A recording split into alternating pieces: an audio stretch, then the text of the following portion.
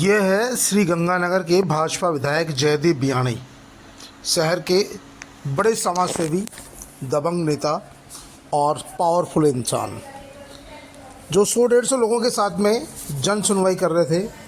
इनका आरोप है कि वहाँ पर 3 अधिकारी आते हैं और मेरे साथ मारपीट करते हैं। क्या ऐसा संभव है कि जब कोई स्थानीय विधायक जिसकी तूती बोलती हो, जिसका नाम का सिक्का चलता हो, जिसके साथ 100-150 लोग हों जन सुनवाई में, उनके साथ 3 लोग पहुंचकर मारपीट कर सकते हैं? और इतनी हिम्मत हो सकती है क्या? ये समझ से परे है। हालांकि पुलिस इस मामले में जांच कर रही है, लेकिन जयदीप बियाणी के आरोप के आधार पर पुलिस ने अय्यन जगनलाल बैरवा और 2 अन्य कर्मचारियों को गिरफ्तार कर लिया। पीड़ित अय्यन जगनलाल बैरवा का आरोप है कि मुझे वहां बुलाया गया और मेरे पहुंचते ही उन्होंने मुझसे गाली गलौज की। मैंने उन्हें मना किया। मेरे मना करने पर उन्होंने मेरे पे हाथ उठाया, मेरे थप्पड़े मारी, लातों से मारे, और फिर उनके साथ जो समर्थक थे उन सब लोगों ने मुझे ज़मीन पर पटक कर और मेरे 2 अन्य साथियों के साथ मारपीट की। उनका कहना था कि उनके साथ जाति सूचक गालियां भी दी गई और उनको जचे जैसे कहा गया, जान से मारने की धमकी दी गई।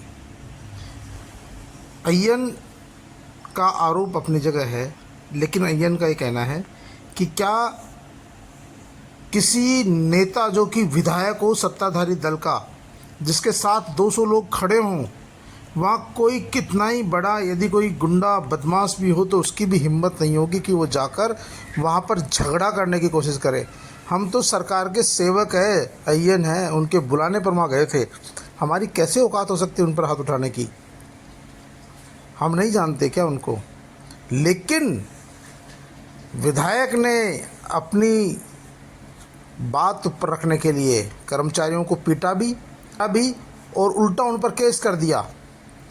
और पुलिस ने भी बिना, और जिस तरह के वहाँ के समाचार पत्रों ने एक तरफा खबरें की है, जाहिर सी बात है समाचार पत्रों को भी और समाचार पत्रों में कार्यरत लोगों को भी इतना दिमाग तो लगाना चाहिए कि कोई आदमी 200 लोगों के साथ खड़ा है, वहाँ 3 सरकारी नुमाइंदे जाकर कैसे मारपीट कर सकते हैं? ये भी जांच का विषय है। मैंने आक्रोशित शब्दों में उनको सिर्फ ये उड़ामा दिया कि भाई आप लोगों को जनता की कोई चिंता है या नहीं है। मेरा तो इतना बोलना ही था कि ANRUIDP ने मेरे ऊपर हमला कर दिया, जिससे मेरा चश्मा टूट गया, मेरे को आंख के नीचे चोट लगी। उसके बाद मैंने पुलिस थाने फोन कर दिया। फोन करने के बाद पहले उनका DO आया, उसके बाद CI साहब खुद आ गए। अब उनके ऊपर FIR दर्ज हो रही है, लेकिन अभी भी नेताजी का मन नहीं भरा है। नेताजी को लगता है कि वो संबंधित अधिकारी के खिलाफ मुकदमा भी दर्ज कराएंगे और विधानसभा अध्यक्ष को भी कार्रवाई के लिए लिखेंगे। नेताजी, थोड़ा तो धर्म ईमान भी रखिएगा। आप तो अपने आप को बहुत बड़े धार्मिक बताते हो। सार्वजनिक रूप से आपने उन 3 अधिकारियों के साथ मारपीट की, आपके लोगों ने मारपीट की, और आप उल्टा उन पर ही केस लगा रहे हो और सारे मामले को उन पर ढूंढना चाहते हो। कुछ तो शर्म करिए। हालांकि पुलिस भी आपकी है, मीडिया भी उसके खिलाफ FIR होगी, और इस अधिकारी के खिलाफ मैं विधानसभा अध्यक्ष को भी लिखूंगा, माननीय मुख्यमंत्री जी को भी लिखूंगा, माननीय प्रिंसिपल चीफ सेक्रेटरी साहब को भी लिखूंगा। इसके खिलाफ सख्त से सख्त कार्रवाई होगी, ताकि न केवल गंगानगर, जहां जहां भी राजस्थान में इनका काम चल रहा है, वहां की जनता को इनका गैर व्यवहारिक तरीका है उससे राहत मिलेगी। दूसरी तरफ ये अय्यन साहब है जो पिट भी लिए और अपनी बात भी नहीं रख पा रहे, क्योंकि कोई सुनने वाला ही नहीं है, न मीडिया, न पुलिस, न प्रशासन। ये तो सामान्य सोचने समझने की बात है कि कोई 3 कर्मचारी, सार्वजनिक सरकारी कर्मचारी, कैसे एक विधायक पर उसके 200 समर्थकों के बीच में जाकर उन पर हाथ उठा सकते हैं? क्या ऐसा संभव है? क्या ये इतने बड़े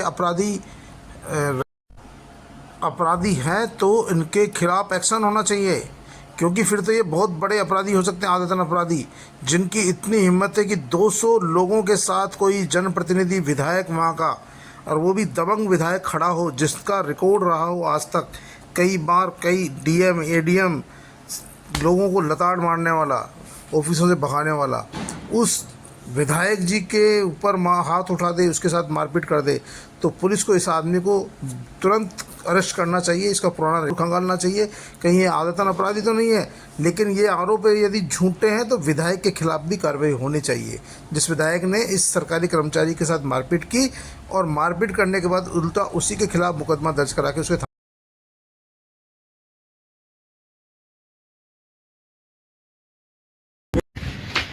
तारा रंजन साहब हो सकता नहीं दिखती है। नहीं दिख रही है, दिख रही। ये आंख में काफी मतलब एक एक करके ले लो, एक एक करके।